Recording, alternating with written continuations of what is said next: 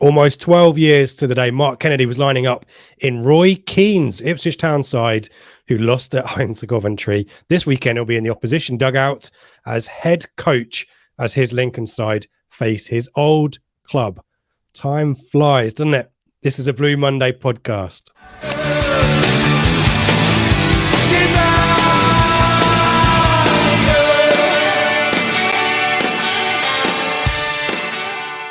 That making you feel old, Seb? I was going to say thanks for that. That's the second time in 48 hours I felt really old. I had to do an induction for a guy at work the other day, and his year of birth was 2002. What? He was born after the millennium? No. And I was like, oh wow, yeah. So yeah, thanks for that. Yeah, that further kick. Yeah, well, we'll talk more about recollections of the past as we go through the show. But as always, hello and welcome to the Blue Monday podcast, discussing Ipswich Town up or down since 2015. I'm Richard Woodward, and you're listening to the Prematch show, brought to you in partnership with our friends at the Greyhound Pub in Ipswich. We're available every week on podcast and YouTube video. And joining me, as I've already introduced him, Seb Brown. How you doing, mate? I'm all right, mate. Yeah, good to see you again. I missed out last week. I felt something was missing last week on the Thursday night. I was thinking, I should be sat in front of my computer getting ridiculed by you for being rubbish at predictions. But don't worry, I'll ridicule about Dave's instead. Yeah, I was going to say sterling effort by Dave sitting in, not so much on the predictions front. But I really enjoyed last week's show. But glad to be back. Yeah, was it like that feeling when it's like you leave school and you leave uni, and then for a few years on a Sunday night, you kind of think, man, I probably should have done some homework, shouldn't I? Like it takes a while to shake that feeling off. Was it like that last week for you? Very much so. And I had to do the research at night time. You did it anyway, yeah. So it was strange doing it outside of my working day as well. So yeah, very, very strange week, but normal service is resumed this week. We're back. And we've got a guest, Seb, as well. We've got a good friend of ours he's in the digital green room. I can see his smiling face. I'm going to give him some compliments and then we can introduce him. One of our Blue Monday Telegram group VIPs, but more importantly, a member of the Turnstile Blues collective. Welcome, Matt Makin, to the podcast. Matt, how are you? Thanks, Rich. I'm very well, thank you. Thank you very much for having me on. It's a pleasure to be here. Oh, absolute pleasure to have you. And we'll be talking new issue of Turnstile Blues shortly, but we'll talk through bits and pieces of news and get your opinions on them. First things first, I need to blow our trumpet along with TWTD for our excellent, if I do say so myself, interview with Ian Westlake. That is another thing that made me feel old, Seb, and Matt as well. These 03, 04, 04, 05 seasons, which I thought were kind of just, a few years back, happened to be 15, 16 years ago now. You're of the right vintage guys to remember this. Matt, did you rekindle any good or bad memories of that era? Oh, it brought back the horrors of those back-to-back playoff seasons for me. That was, that's definitely my vintage. I think you've only got a couple of years on me, Rich.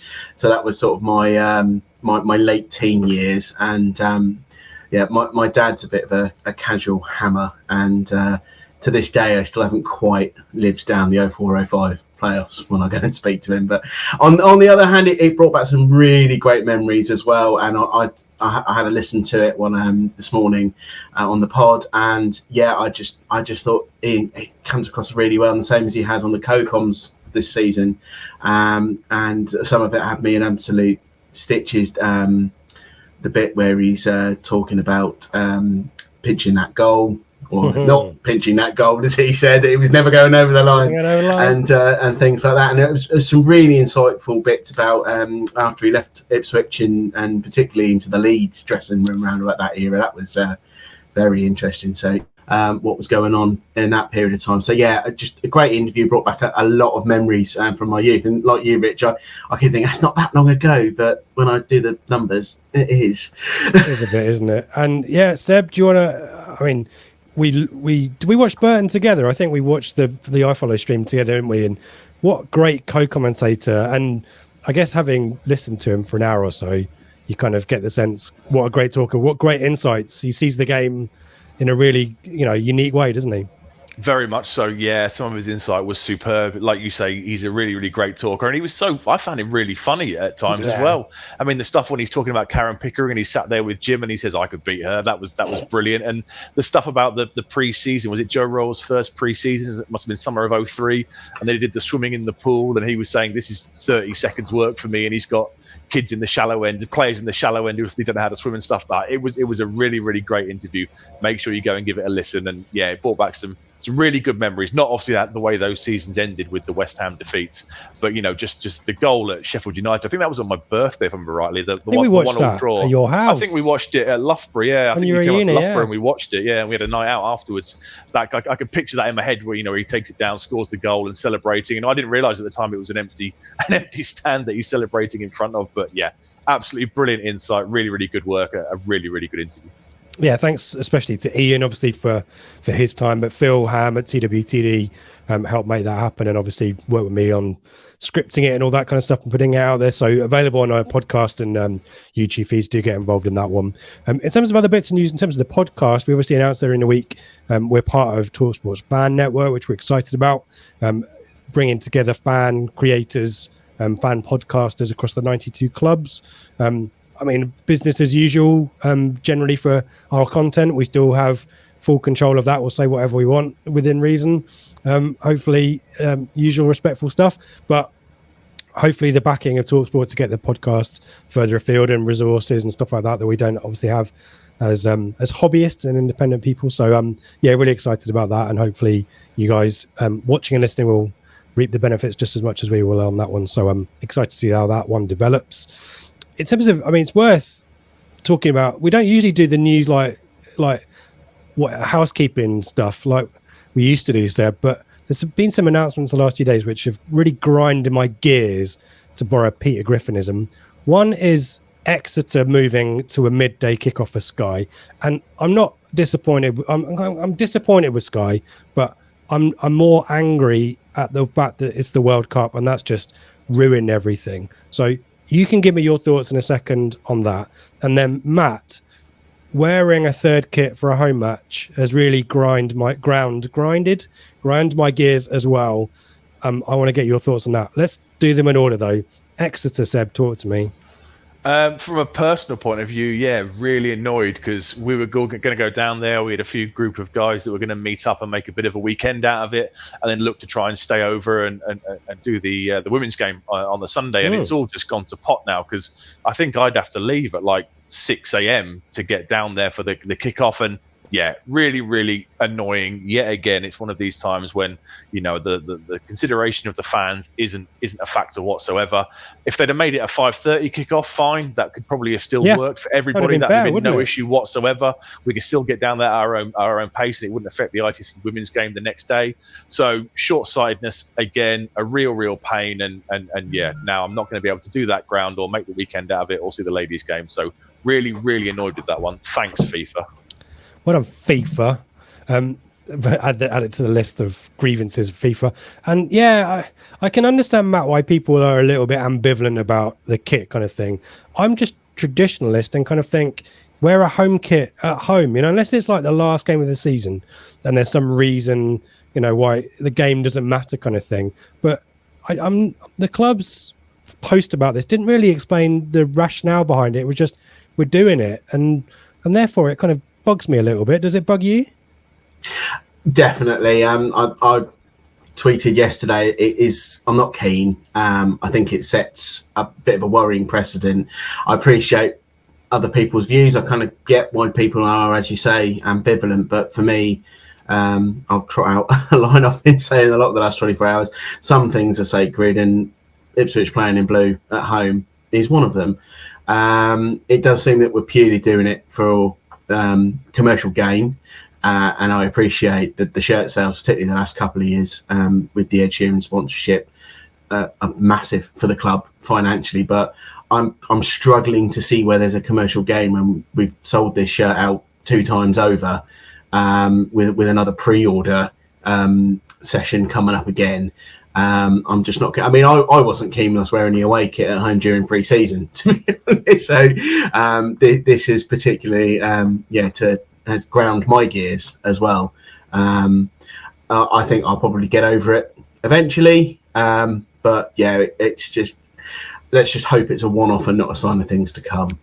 And it's a game on Sky, so we're cursed already through that. And I just recall we wore the white away shirt last season at Charlton when we didn't need to do that, and we got beat by Charlton. And I've got like a superstition kind of thing. I know that's nonsense and all that kind of stuff. I just don't like it when we don't wear proper kits. You know, if it's an away game, fair enough. If you got a choice over the red and black versus the black one, I kind of think, you know, fill your boots kind of thing on that situation. But yeah, at home, maybe, Seb, it's going to unwind the Sky curse. You know, one curse to undo another one, perhaps. Like I've got two negatives and I need a positive or whatever it is. Maybe so. Yeah, we need something to break that Sky curse, don't we? Was it one win out of the last? Oh, I don't know how many it is now. Yeah, maybe potentially. Yeah, I mean, it's frustrating. There's been times where they could have worn it up until this point and clearly chose not to. I thought they might wear it at Hillsborough because I thought the stripes of our away shirt might clash with their stripes, but for whatever reason, they've made a commercial decision, and yeah, I guess we kind of have to live with it, don't we? We do, and unless Ed Sheeran's going to do a halftime appearance, in which case I will eat my words. Then wear it at Exeter. If you're going to want to wear it on Sky, wear it on Exeter. There you go. Compromise. Anyway, let's move on from ranting and raving. Let's talk about more positive things, including the latest edition of Turnstile Blues available this Saturday. Matt, tell us all about it. Thanks. Yeah. So this is our 10-year anniversary. This one. In October 2020. Feeling older. I know. Just to run on a theme.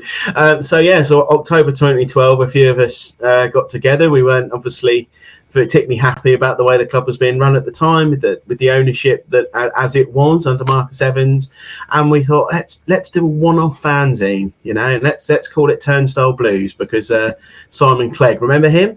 It just come out with a very kind of partridge press release, including making a big deal that the turnstiles for the West End had just been repainted, and here we are now issuing issue 26 10 years later. So this issue, it's really reflecting on changes. Obviously, we really seem to be in a much more positive place than we were 10 years ago, albeit a division lower in the pyramid. So Gavin Barber's written a really nice piece, sort of bringing together the timeline of Turnstile Blues, why we started it, sort of the things we did and talked about, and how it evolved over the last decade. We've got a guest writer, Mike Smith-Clare, who's a Brighton and Hove Albion fan. He's written about as much as he's really happy to see his club where they are now. In a way, he does miss the old days in the third tier of English football. And then as an antidote to that, Steve Moore has written a piece why we need to get out of this division this season, really. Let's face it, we've had enough. There's a really interesting piece from Grant Page putting the Kobolds, particularly Mr. John, under the microscope. Their time at the helm of the club. And one thing we're really proud to have done is Rob Freeman sat down with Francine from Rainbow Tractors and done an interview, particularly with the Rainbow Laces game coming up, in the Derby game Friday week. And also just following on from what you said about the World Cup earlier, Rich, we've also got a piece from Stu Hellingsworth on Qatar and FIFA and how horrendous that's all been in terms of the human rights, and particularly sort of around sort of how migrants have been treated and have been come into the construction.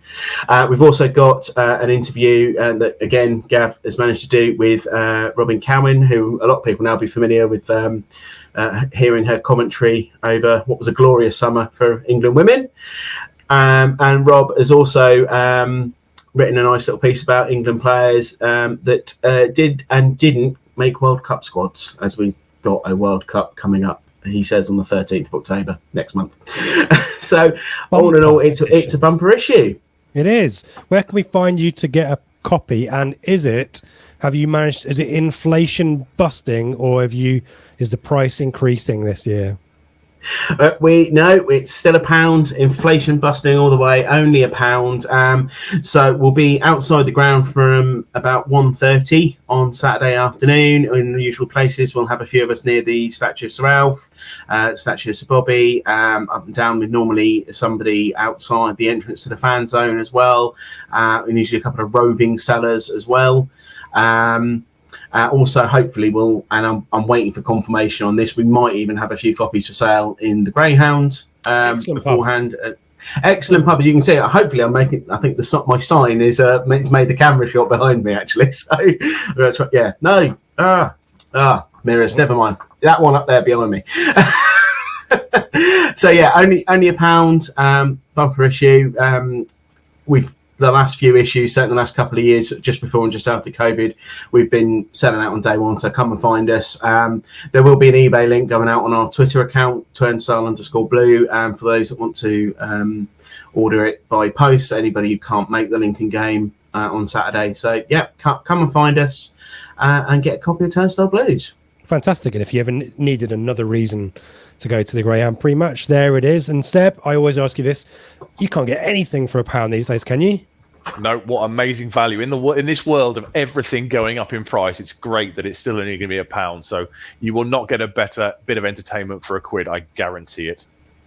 Beforehand, Matt, you're one of these weird people that goes running on a Saturday. You know, when I'm sat on my arse drinking a coffee, watching Sky Sports News, you are running and doing park run, and there is a special park run this weekend in Ipswich. Am I right?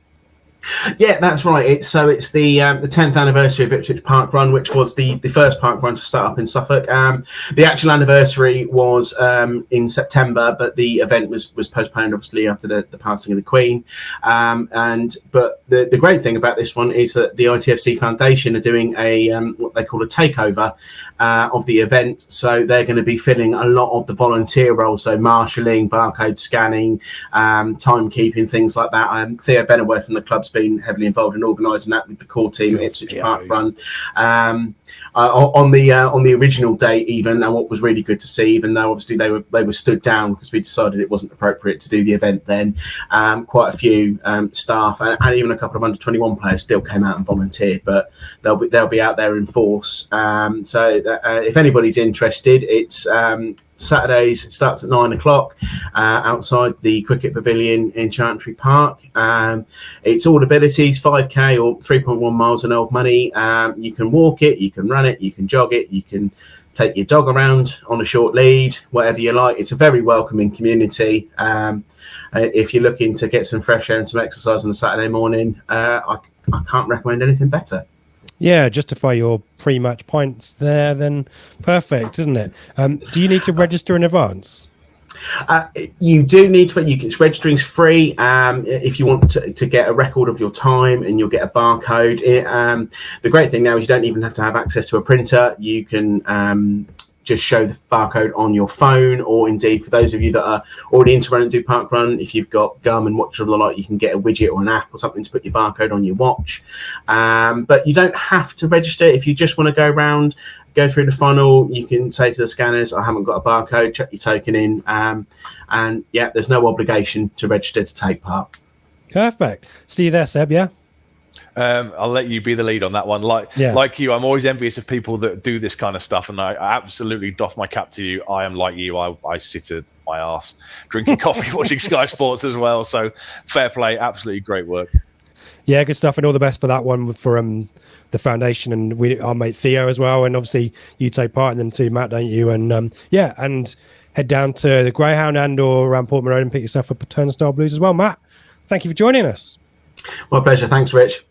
Seb, let's talk about Lincoln arriving at Portman Road. I was going to say, I don't know why I was going to say in confident style, but there's definitely a bit of a home and away split with Lincoln's form this season. And we'll talk about that in a second. Tell us where they find themselves in League One.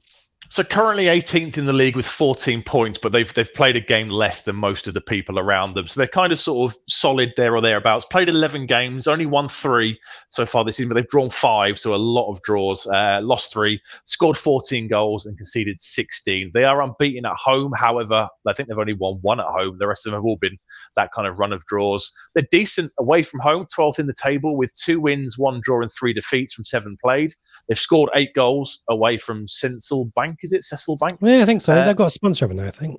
Yeah, conceded 12 though. Their only away goals were in the wins at Oxford. They won 2-1 at Oxford, and Bristol Rovers in a crazy game, 6-3. I remember that. Bristol Rovers. Yeah. Do you? I've got no recollection of that whatsoever. I must have missed that in the. Was it recently or was it? Yeah, it was about a month ago. I think there was quite a lot of late goals. Went end to end quite a bit. Okay. Yeah. I remember Teddy Bishop got on a bit of a run of form for them. He's only got a couple for the season, so maybe that's one of the games that he netted in. They've only kept 3 clean sheets all season, so given our form, you'd expect this to be relatively straightforward. Touch wood, hopefully. And they're 13th in the form table for the last 6 games. So we're kind of playing a side here that are kind of, the stats we'll come on to mostly kind of back this up. They are sort of a solid kind of mid-table side, probably in a year's worth of transition, under a new manager with a kind of a new club philosophy to kind of build upon. Yeah, worth, I think, just reiterating that, as you said, all of their away goals came in 2 games. So scoring away from home, a bit of an issue there. And yeah, I was going to say something that will jinx us, so I'm not going to say it. I'm going to move on. Remind us about the games from last season, because doubled them, didn't we? We did, yeah, doubled them, kept clean sheets in both games. They finished 17th last year on 52 points. They were 12 points clear of relegation, so never any kind of real danger. Of course, we remember it was our first win of the season in September last year. Macaulay Bond scoring a great header. Was it a Hayden Coulson cross, I think? And Macaulay Bond in that rich kind of vein of form. I remember they were very salty about it as well. Do you remember they suggested that there was a push, I think, on the defender at the time? I think the manager, Appleton, at the time, they had a goal disallowed for offside, weren't they? So yeah, but they had a goal disallowed for offside, and there was a push, I think, in the build-up. Yeah, you're right. Yeah, they were very adamant that Bond had fouled his man. But obviously, that was our first win of the season. Obviously, yeah, crazy, isn't it? When you think, obviously, now compared to our points tally now to our points tally when we finally chalked that one off. And then later on in the season, we had those kind of, pretty run-of-the-mill games as we were looking to close down the playoffs. We beat them 2-0 in March at Portman Road. Wes Burns and Caden Jackson scored. I remember the Jackson goal. Moores, I think, had a shot, and it literally just fell to Jackson, I think, almost on the goal line, and he just tapped the ball home. So a pretty routine win as we were looking to kind of chase down the playoff places. I'm going to have to find the video for that. I can't remember that at all. And I would have been there as well. So the goals were quite early. I think they were both before the first half hour. They'd have been Southstand then, would they? Yes, they were. Yeah, pretty routine. Why. Pretty routine victory. And last game out didn't sound like a classic against Charlton. The script says 1 shot on target from each side each. Yeah, so, not one for the purists, and not a classic game at all. They had 5 shots off target. They had 10 corners, so they must have been kind of in the opposition box a fair bit, but they created no big chances whatsoever. The best chance fell to Daniel Madroy, who they've signed in the summer from the Irish League. He had a volley, well-saved volley, which I think came from a long throw. So it wasn't the kind of game for purists or heavy chance creation. They had 45% possession to Charlton's 55%, but just simply didn't threaten. And let's talk about Mark Kennedy. We mentioned him at the top, and you mentioned him very briefly there. New manager coming in, as you said, definitely has a sense of a transitional season about it. Michael Appleton, obviously there before, and we know all about Michael Appleton and the teams that he's put together there. We'll talk about. We're kind of disclaimer alert. We're going to stop talking about ins and outs because that was in the summer now, and I think probably we'll pick out the key players rather than just talking about all the players they've signed, but a bit of a changing of the guard too. But talk to us about Mark Kennedy, because I think a lot of us remember his playing days. Probably not in a vintage Ipswich Town team, if we're honest. I remember him more for spells at Wolves and Man City. But he's been around quite a bit as a coach, hasn't he? He has been, yeah. Obviously, we remember him from Roy Keane signed him in the summer of Roy Keane's second season, so going into the 2010-11 season for about 75 grand, I think, wasn't it? It wasn't a big fee, and I think at the time he must have been 34, 35 years old. I do remember he played in the sort of the quarterback role in the Arsenal, the Thomas Priskin. I'm sure he played. We had like an injury crisis alongside Healy. I think he played in kind of the quarterback role there, and I was always impressed with his kind of professionalism and the way he was able to read the game and see things out. But he obviously stayed on after he retired. So he retired in 2011 or 12, and he stayed on, didn't he, as our under-21s manager. I think he was very highly rated. Well, he must have been, because Man City came calling for him, and he went up there. Obviously, he's an ex-Man City player, but went back up to Man City and looked after their kind of youth slash reserve team until 2018. Then he takes the same role, the youth team manager at Wolves, for a couple of months in the back end of 2019. He gets his first gig as a manager in the hot seat at Macclesfield in January 2020. Runs the Macclesfield branch. Until August 2020. Only wins one, though, in 12 games, but they had a whole host of off-field issues, didn't they? They got relegated, but I'm sure there were points deductions involved for off-field kind of stuff, so not really a fair kind of way to measure his success. He resigned, obviously, after they were relegated to the National League. He then pitches up at Birmingham, where he's the assistant manager to Lee Bowyer for a while, and then Lincoln went out and signed him in the summer, and I was quite surprised. They gave him a 4-year deal, which clearly shows their intentions and shows, how much they think of him. I mean, what is the average life expectancy for a manager in League One? It's got to be 18 months tops, probably at this point. So to give somebody a 4-year deal in what is really probably their first kind of real foray into senior management, I thought was a real vote of confidence. And I guess it shows exactly what Lincoln want to do under him, and they've kind of adapted this more sustainable strategy that we'll talk about in a minute with some of their transfers. Yeah, it's a big commitment to them, and yeah. It's nice to see, though, isn't it? It's great to see. I mean, obviously, he was so highly rated at the under-21s and youth levels. It's great to see someone's got that confidence to go out and give him a 4-year deal. Yeah, and he speaks really well. I was listening to his pre-match. As you say, very tactically astute. I'm pretty certain it's not going to be trying to play us at our own game on Saturday, but at this level and some of the recruitment, he's been smart. Brought in players from the League of Ireland, which we talked about. We wish him well there, don't we? Let's talk about tactics and his approach. A bit of experimentation in the last few games. Yeah, so they started the season with a 4-3-3. That was kind of the regimented, we will not switch from this. And they used that for 9 occasions. However, in the last 2 games, they've gone to a back 3.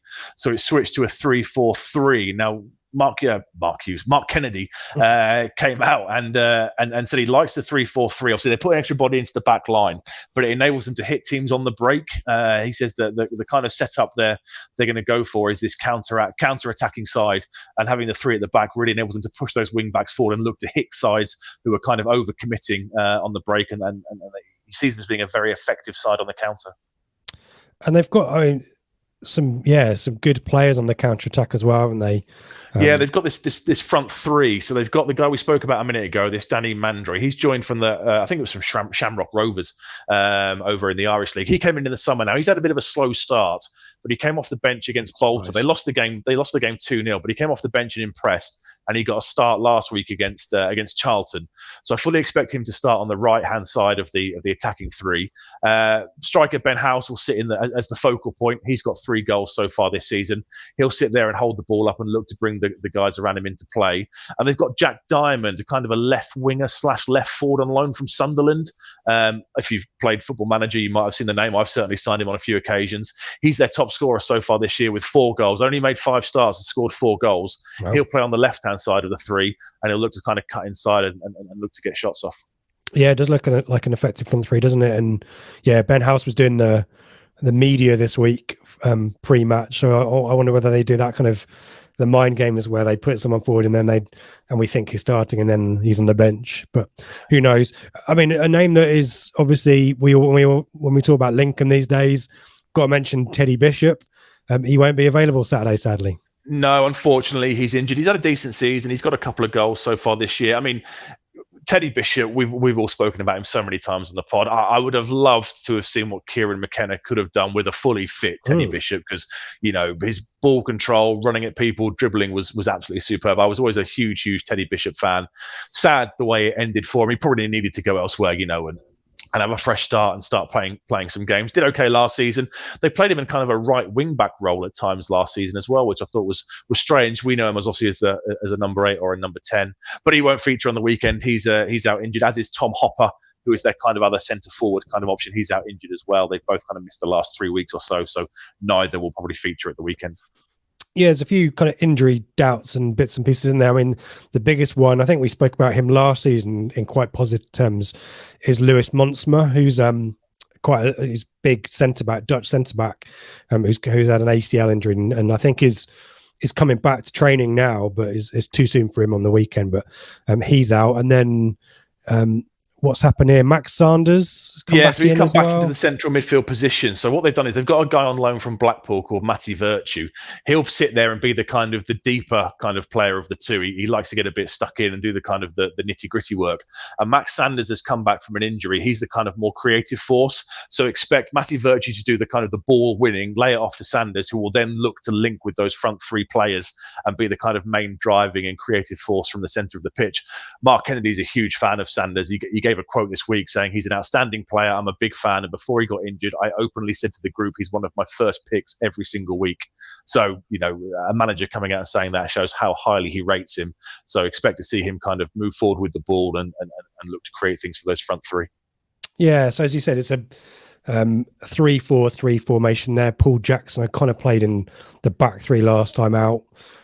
Worth keeping a lookout for O'Connor.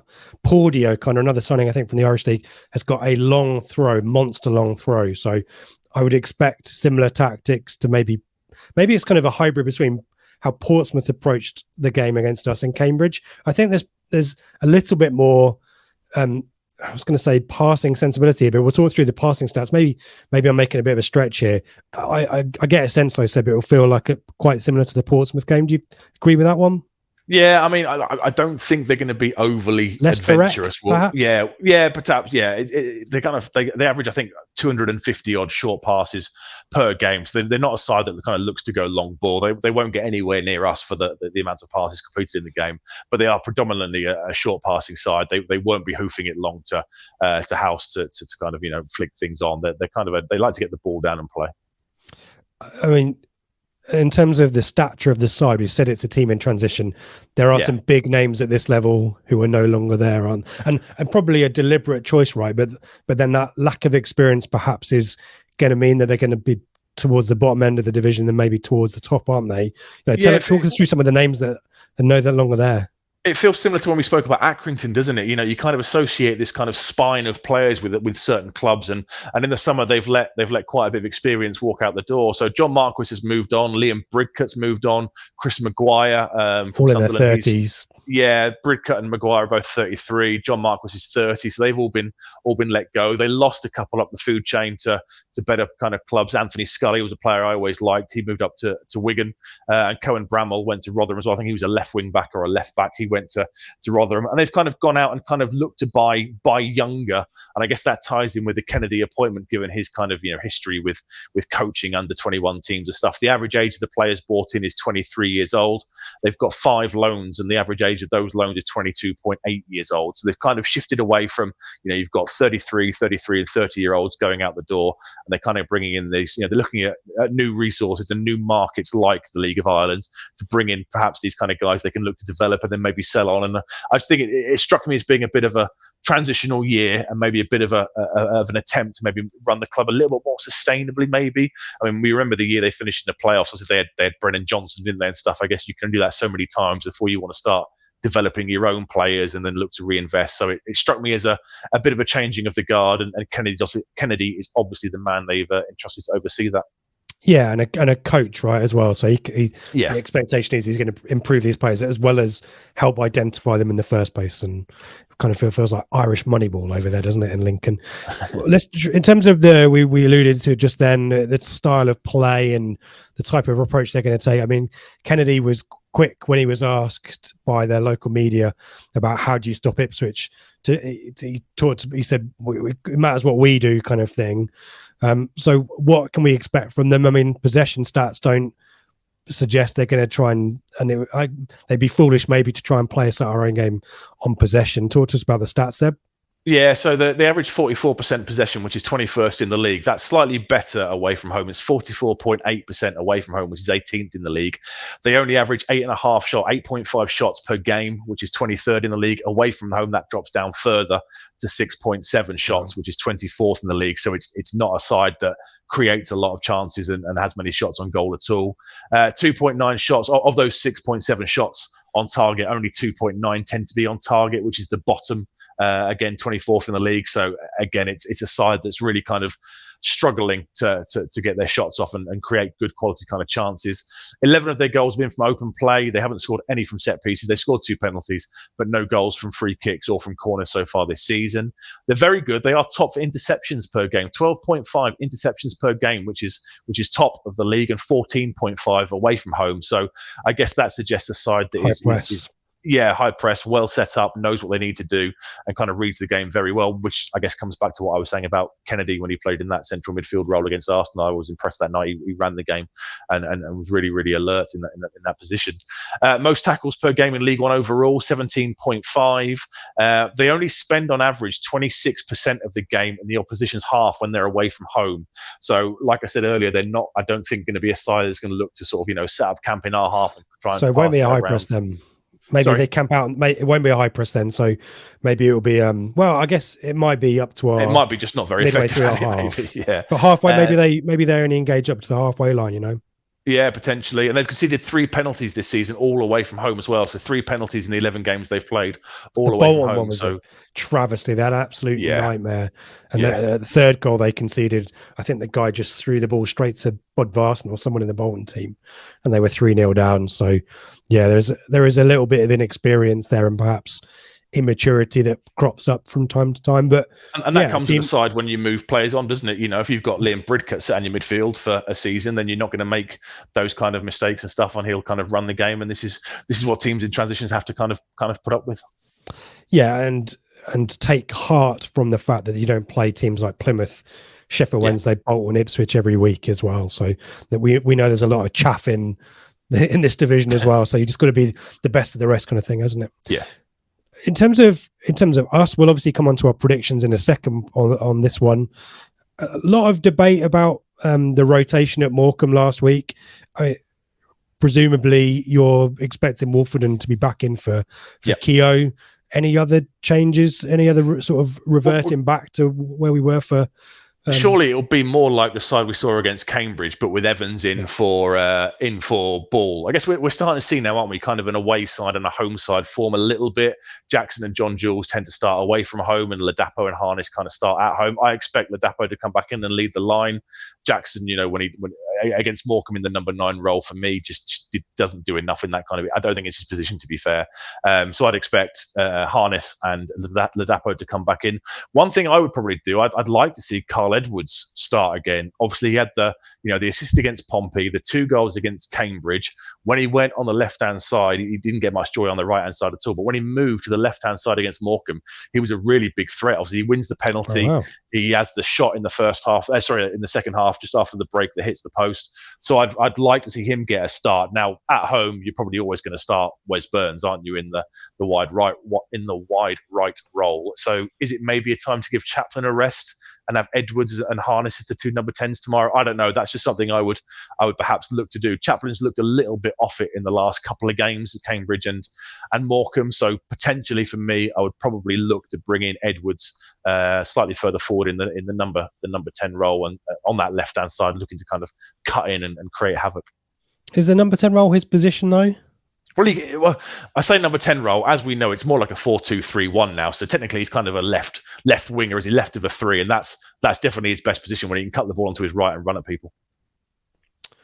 Okay, I mean, we are speculating. And Harness can play wider right as well, can't he? In that kind of position, or have him as the solid number 10 and just have Burns as an out and out winger, which is kind of what we see these days, I guess. Anyway. Yeah, for some reason, and I have no logic or basis to make this prediction, I'm not seeing Ladapo start on the weekend. I don't know why. Who do you think will? John Jules? I think he might go with John Jules. Ex-Lincoln, isn't he? Ex-Lincoln low knee. Am I right? Let me look that up on the interweb while we keep talking. But yeah, I just kind of think that McKenna might fancy, if this is a team that press a little bit higher, I think you probably need a little bit more pace than the Dapo, perhaps. I mean, maybe Jackson gets a go. You never know. But Jackson yeah, doesn't tend to start many home games, though, does he? No, he doesn't. He's not one that kind of. I can't remember the last time he started at Portman Road. Somebody probably shoot me down and say it was Cambridge for all I can remember. But I think it'll be Ladapo. You think John Jules? I'd be surprised if it was Jackson. Yes, agreed. Tyrese John Jules' first loan spell away from Arsenal was at Lincoln. 7 appearances and 1 goal. There you go. Thought I remember that one. Perfect. Knowledge is power. Yeah, we'll come on to our predictions in a second. But as always, let's do a bit of housekeeping. We mentioned the Ian Westlake interview. We've also mentioned the Greyhound a few times as well, chatting to Matt. Do head down there. We will be there. Wait. It's my first one this season. I can't wait. Yeah, and I've had a bit of a break from illness. So I'm looking forward to being back there as well. We mentioned the Telegram group as well. We've done so well in just organically weaving all of these important announcements into the pod. But do join us on the Telegram group, the Matchday Chat. If you're not at Portman Road, it's definitely a really useful additional kind of extra part of the Matchday weekend. Certainly for me, when I'm not at the game like I wasn't last week, it was really enjoyable to get people's insights who were there and bit of a debate and thoughts from people who weren't. So 2 weeks free trial on us and then a subscription after that. And if you are a paid subscriber, you can get a discounted ticket for our live event at Portman Road, which is basically a month away, Seb. Need to start sorting out, don't we? I was going to say, have you got a plan in place yet? Or is this going to be the all us lot sat in a room chatting about the Cheltenham game for 2 hours? No, really looking forward to it. Can't wait. It won't be that. Yeah, on the clarify. Yeah, it won't be that. Yeah, December. November the 12th after the Cheltenham game. Is it 7:30 for 8 o'clock start till 10 o'clock? Is that right? Yep. Did Craig refer to it as carriages at 10? Carriages at 10. Yeah, carriages at 10. So really looking forward to it. Hopefully to see as many people as we can get down there. Cannot wait. Yeah, always good to see people in the flesh, as it were. We do enjoy the live chat, and at some point we'll do one of these live again, won't we? So we'll need to find a week to do that. It won't be Derby, obviously, because that's a Friday night. So we'll find the game to do that for. Maybe we do it on Thursday night. We'll have a think. We'll get back to you on that one. But the usual shows next week. We've obviously made space for the Ian Westlake interview, but we'll return for our normal routine next week. And the Flagship show back on Sunday night. I think Ben's back in the host chair, 8 p.m. live. Yep. Get involved in the chat. Hopefully a positive outcome to talk about on Saturday. And as always, if you're listening to us on the move, do let us know how you're getting on and whether you're enjoying stuff. Send us a picture or something if it's safe to do so. If you're watching on YouTube, do give us a thumbs up, help nudge us up the algorithms, do subscribe. And if you're listening on the podcast, do give us a review, ideally a 5-star one, and let us know you're there. So there you go. All the bits and pieces, I think, done. Seb, predictions? Yes,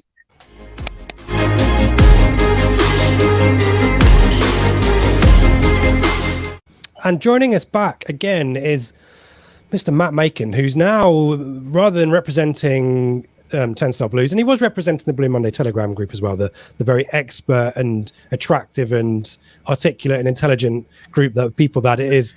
We are mixing the format up a little bit. I will still beat Seb every week, but what we're doing is brilliant. No comeback. You're just taking it. Yeah, at this point, what can I say? We've kind of gone beyond bargaining and we're now in acceptance, which is great. Rather than just have the Telegram group give a home, away or a draw assessment, they are going to put forward someone for tribute to take on Seb and I and give actual predictions. So Matt is the canary in the mine. He's the monkey in space. He's going to test it out. So I mean, to get you used to the experience, Matt, and for anyone else in our Telegram group who and obviously you can join our Telegram group whenever you want. 2 weeks free trial and then a subscription thereafter. All the details Blue Monday, ITFC.co.uk. But to get you familiar with it, Matt, what I do is I put the results up from last week, and it wasn't a vintage week for Dave and I. But what we do then is we point out that I won. I put up the league table and I say, look, I won by 2 points, 7 rounds to 1. Well, no, that's not right. Hang on. If you can take out 2 weeks of Dave, it's only 5-1 you versus me. All right. That sounds better. Can you add a new column next week? All right. Just Rich versus Seb, just to make it slightly more bearable. And Ben versus Seb as well, yeah? Did I win that week? Did you win that week? I don't think I did. I think you won that week. Yeah, take that one out as well. So I'm closing all the time. Excellent. Yeah. All of this jiggery pokery just to I mean, it's manipulating the scores, and we all know the outcome. So yeah, Matt, good to have you with us. No pressure whatsoever. If you beat Seb, that's great. If you beat me, then you'll never be on the show ever again. So there's the impact you've got there. Let's crack on. Let's have a look at the fixtures. I don't know how you guys. I didn't really find this an inspiring round of fixtures this weekend. No real standout games apart from obviously Ipswich, Lincoln. But let's start at the top. Accrington Derby. Matt and I are going for a 1-1. You quite fancy Derby away there, Seb, at Fortress Accrington. Yeah, I mean, Accrington lost their last game. They won 3 on the bounce in the middle, lost the last one. But Derby are very inconsistent. They win, then they lose. So because they lost last week, I think they're going to win this week. There you go. Paul Warne effect maybe starting to come in there as well. And Matt's figured out the 1-1 tactic. Yeah, that's the smart score there, Matt, isn't it? Absolutely. When in doubt, 1-0. There you go. Go for the middle one. Next up, Bolton Barnsley. We're always split down the middle on this one. I'm going for a Bolton win, narrow. You're going for a draw, Seb. Matt's going big on Barnsley. Talk to us about that, Matt. Well, I just looking at their last few results, they've been fairly free scoring, and Bolton are not on a bit of a great run, and obviously they lost last time out, I think, didn't they? So I just figure mainly Barnsley's tails might be up, and Bolton might be feeling a little bit sorry for themselves, and it might just sort of be the perfect storm for a 3-0. Oh, but I mean, Barnsley got beat 2-0 last week, didn't they, by Exeter? Am I right? Is that right? I think so. Yeah, that's right. Yeah, they lost the last one, but they'd won 3 on the bounce before then. So yeah. I've just gone for the 1-0 because, like you guys said, it's the safe choice. It's the easy option.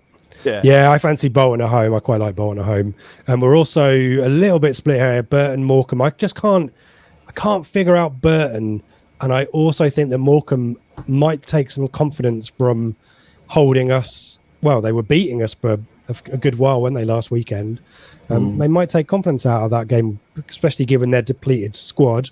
So I'm giving Morecambe a chance of a point. You guys both back in Burton, though, Seb.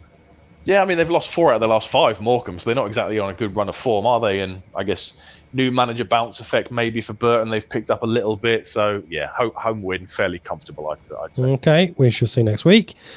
Cambridge, Sheffield Wednesday. We are all back in Sheffield Wednesday here. Cambridge, since they played us, haven't been great, have they? But Matt, you can't really look past Sheffield Wednesday, can you? Just fearsome squad, haven't they? They have, and Barry Banner makes a huge difference for them as well. And he did another cracking goal last weekend, and I couldn't put anything other than a Sheffield Wednesday win, really. No, I think your Telegram colleagues would be a bit bemused if you hadn't done that. So good on you for that one. Charlton and Bristol Rovers, again, a little bit of a split here. I can't back Bristol Rovers, having given them a little bit of praise when they, when we beat them. Now I can't back them at all, so I'm going for Cheltenham at home. You guys going for a draw? Yeah, well, they've won the last 2, haven't they, Bristol Rovers? So they have a bit of an upturn in form. Yeah, a bit of an upturn in form. So I've gone for the safe score. Don't trust them.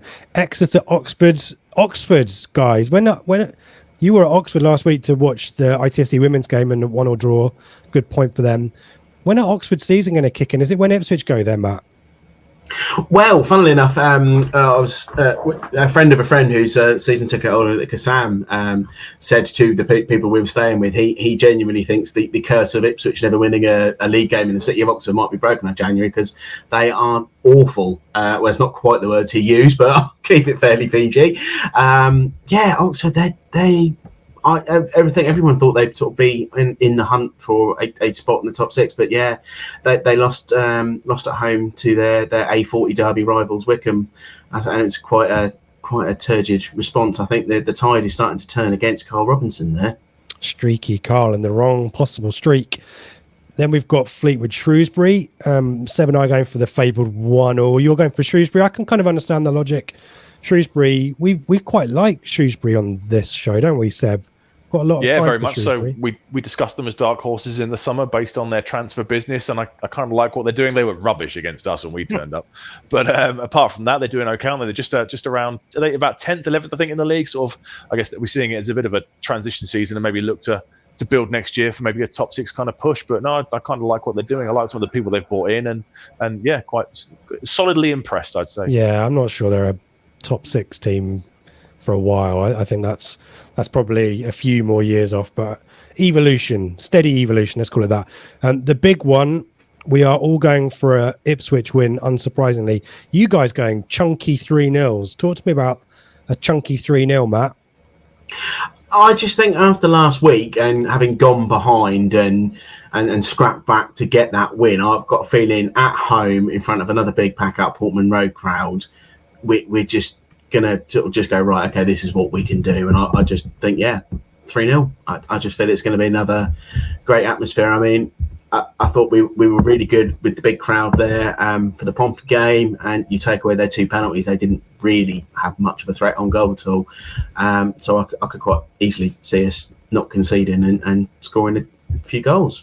Seb, do you want to show you're working on that one? Totally agree. I think we've now proven we can win all different kinds of games. We've just discussed Lincoln and we've mentioned a few points about them, and I just think that we're so comfortable these days in if things aren't working at a certain point in the game, nobody panics, everyone remains calm, and I think that'll be quite a straightforward win and be 4 on the bounce, hopefully. I just think Lincoln are a little bit combative and might be a little bit of a pain in the arse on the weekend, and that's why I've gone for the 1-0, but I'm pretty confident, as we all should be right now, for the reasons you guys say, but maybe struggle to break them down too many times in my opinion, but we shall see. MK Plymouth, I mean, not a huge amount of commentary here. MK, as I keep saying every time I get an opportunity, I'm worried about Milton Keynes, but Plymouth formed team in the division, aren't they? There's no real debate about that one, whether it's 2 or 3. I think we're splitting hairs a little bit there. Port Vale, Forest Green. Seb and I both back in Port Vale, probably out of a little bit of concern for Forest Green as well. Although I think they got a win last weekend, if I remember rightly. They lost last weekend, but they won the one before. But you've got to figure that Ellis Harrison's going to score, so you'd have to back them to score straight away, given the run of form that he's in just before we go and visit them. So that's why I've gone for a tight home win. Matt's gone for a draw. Yeah, I just figured there wasn't a lot in it with this one, and Forest Green have got, like I said, they've got a habit of sort of popping up and getting sort of better results than you might think they will, and I just sort of back. I thought they might be able to get a draw out of this one. You know, it's two newly promoted teams. They know it. They're going to know each other reasonably well from last season, so they might possibly cancel each other out. Fair enough. I've got hope with Wickham, who are playing Peterborough. I'm going for a 1-1 draw. I fancy Wickham to get something. You said they beat Oxford, didn't they, Matt? So on the back of a win there, albeit we know Oxford are struggling. You guys back in Peterborough, though, I guess. Well, they've hit a bit of form again, haven't they? Yeah, and they've suddenly crept up. I think they're 4th now. They're 4th or 5th in the table, I think. They won in midweek, a decent performance. So it looks like they've had their kind of blip at the start of the season, maybe, and they're just slowly getting into a bit of a rhythm. Doesn't bode well, does it? Finally, Charlton Portsmouth on Monday night. Both of us, both Seb and I, backing Portsmouth away. Charlton we just can't really predict, and I guess, Matt, because of that, you're just hedging your bets and going for a draw because a good version of Charlton might turn up on Monday, I guess, and then Pompey aren't. Well, we didn't see the best of Pompey, did we? But Charlton could get a point there, couldn't they? I guess that's your thinking. Yeah, that's exactly it. Like I said, it all depends on what Charlton team turn up, and I thought you can't really count them out because if they perform to the level that they can do, I think they can hold that Portsmouth side to a draw from what we saw at Portman Road the other week. Yep. Well, we'll be back next week to have a look, and we'll see how Matt got on. And I think what the plan is, subject to availability, is that if you do well, Matt, you get to winner stays on, and then if you have a bit of a disaster week, if you lose to Seb, for example, then someone else comes in. It's just bullying now, isn't it? So I feel smug, really... yeah. Hey, man, this is payback for last season when everyone bullied me about the Room 101 vote. That was definitely other people's faults, not because you had... It's democracy didn't work.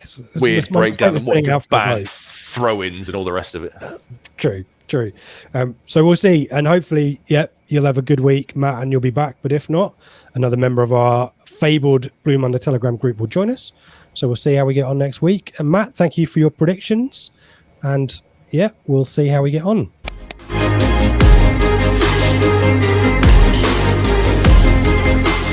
There you go. Well done, Matt. Into the lion's den, as it were, Seb. Not against me. You're Dead Simba, easy. like young Simba, and I'm Mufasa, maybe. I don't know. There you go. There's a Lion King reference for everyone. This has been a weird one tonight. Hi, kids. I don't know why. Let me know in the comments or at Blue Monday RCT, ITFC.co. Oh, see, I've screwed up there. At Blue Monday ITFC, at Ipswich. Did you think at any point I lost control of this podcast? My brain's everywhere tonight. Who knows what's going on? But I enjoyed it nevertheless, Seb. Thanks as always for your research. Well done for Matt for joining in. Go and get yourself a copy of Turnstile Blues. Head down to the Greyhound. Join Telegram. Come to the live event. Join us for the flagship show. All that cool stuff. And watch our Ian Westlake interview. Thank you for all the really nice comments about that as well. I really appreciate those.